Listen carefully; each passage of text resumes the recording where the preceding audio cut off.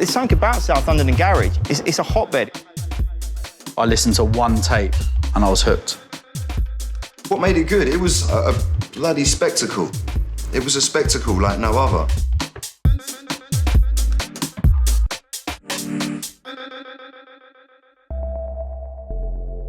Right now, we are outside Vauxhall station pretty much. Just to my right over there is where the Club COLOSSEUM used to be.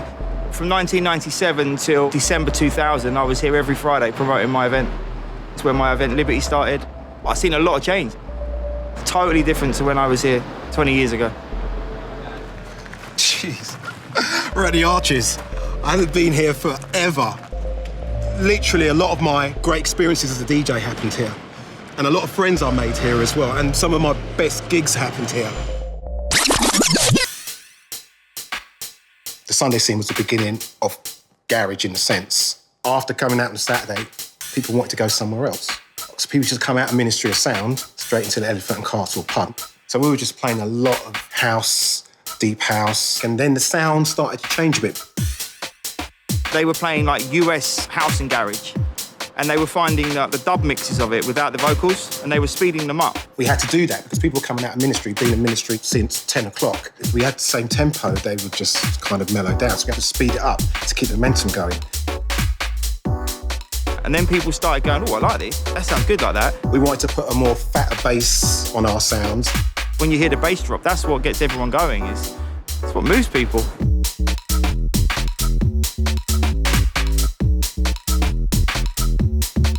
And then it became more of a British sound. So yeah, it's a British thing, this house. It was like the testing ground for music. People would turn up, they'd be in the studio all night. All right, Mark, I've got this, play this for me, see what it sounds like. No one would have heard it. Everything he played, you'd be like, that. Mega Man turned up, leant over the barrier and just gave me a dub plate and said, play this. It was the initial press of So Solid, Oh No. No one had heard it. They'd come out in the studio and that would have been it. It was the first time it got played. And I've never seen a reaction of a song like that. It was incredible. It was huge. It was a lifestyle. There were things you can add on. The air horns, the right DJ MC combinations, smart dressed. You never saw a girl in the same dress twice. Bespoke suits. They led the fashion stakes. It was so sexy, it was so good, and it was great people. We created a culture. It was London. It was a London thing.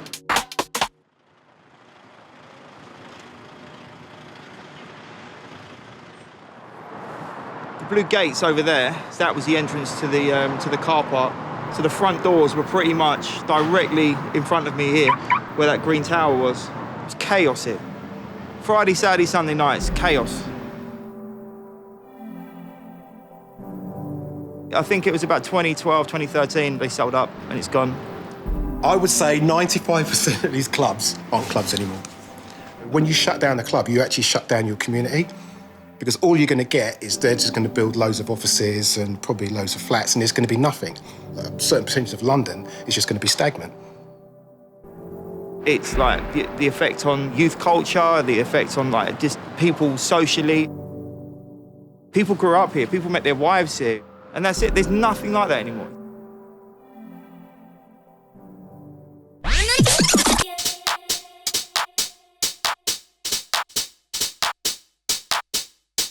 It makes me feel great, it makes me feel proud that I was involved, you know, in that kind of movement back then.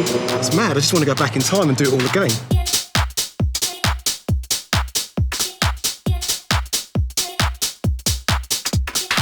Promoters ain't going to stop doing what they're doing and probably got another business and go and do that. They're going to continue to find places.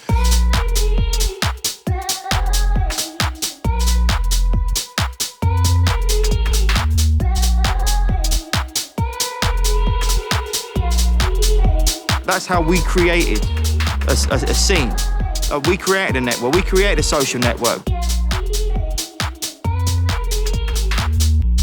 Music is the most common thing that we have. We all love music, whether or not we love the same type of music. You want to go out. You don't want to listen to music at home all the time. We need to have a club culture.